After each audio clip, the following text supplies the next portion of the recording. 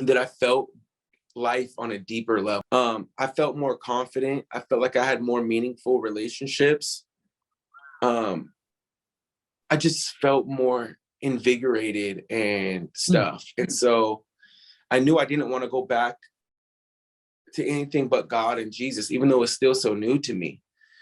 mm. Um, but it still wasn't solely my choice, because if you remember, I was kicked out to go live with my dad, and then I'm living Yeah, over yeah, there, and I kind of sure, wanted to go to this school. I did, but it wasn't solely like my choice all around.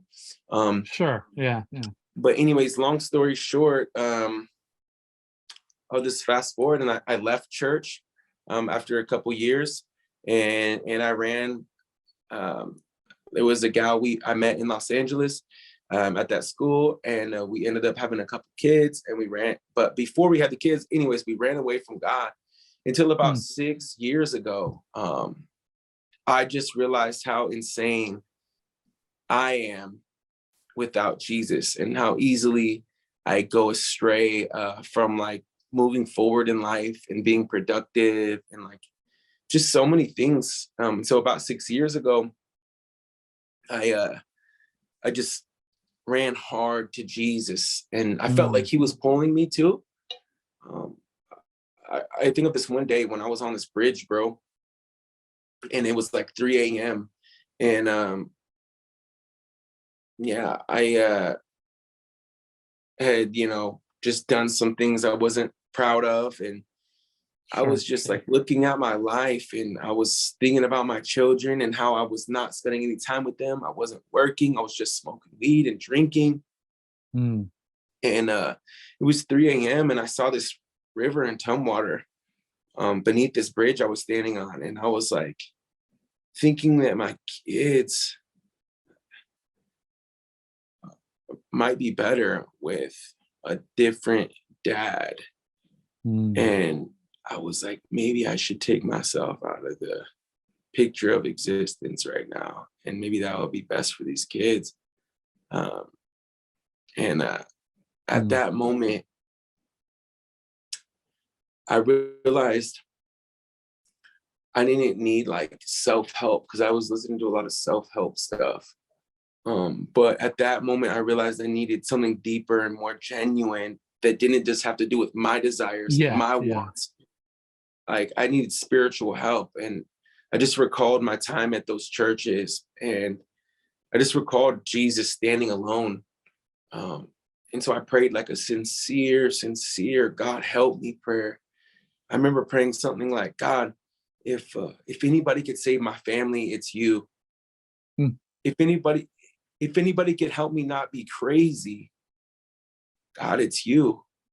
And I just prayed that prayer on that bridge, man. I said, God, have your way in my life. Help me, mm. because I was going in circles, dude.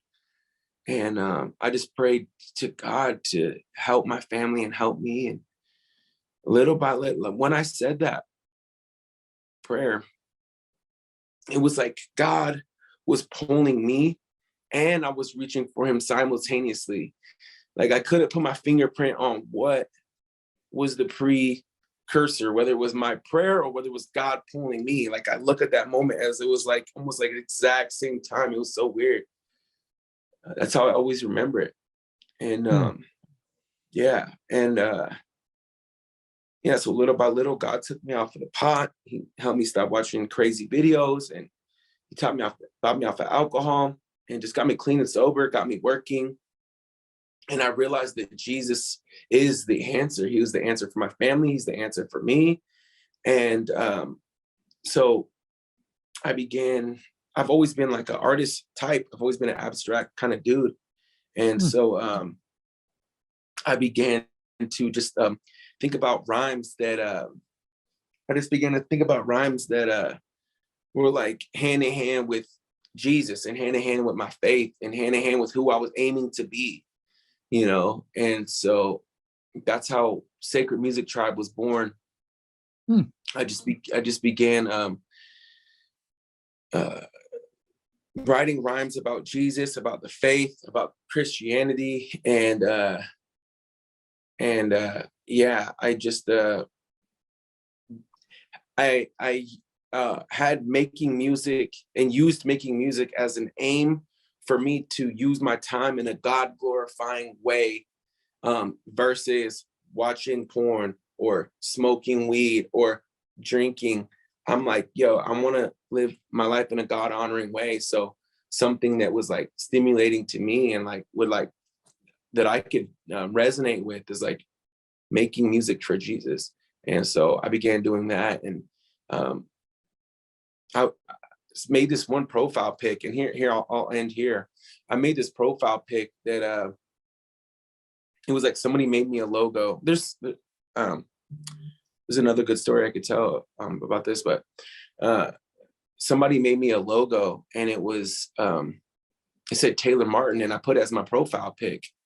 And then this dude hit me up, and he was like, "Oh, when God lifts me up, I'm not gonna be glorifying myself." And I'm like, that wasn't my point. That wasn't my point. But I'm like, you know what? I want to do something that's okay, cool.